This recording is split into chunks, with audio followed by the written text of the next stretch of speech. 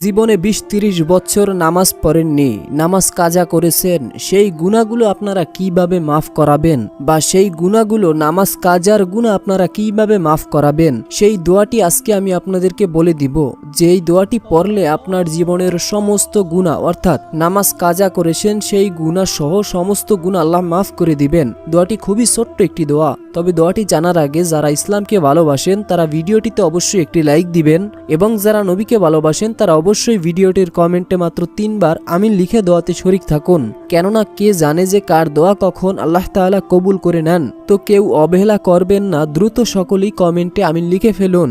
দোয়াটি হচ্ছে বিসমিল্লাহির রহমানির রহিম, রব্বানা তাকাব্বাল মিন্না ইন্নাকা আনতাস সামিউল আলিম ওয়া তুব আলাইনা ইন্নাকা আনতাত তাওয়াবুর রহিম, রব্বানা তাকাব্বাল মিন্না ইন্নাকা আনতাস সামিউল আলিম ওয়া তুব আলাইনা ইন্নাকা আনতাত তাওয়াবুর রহিম।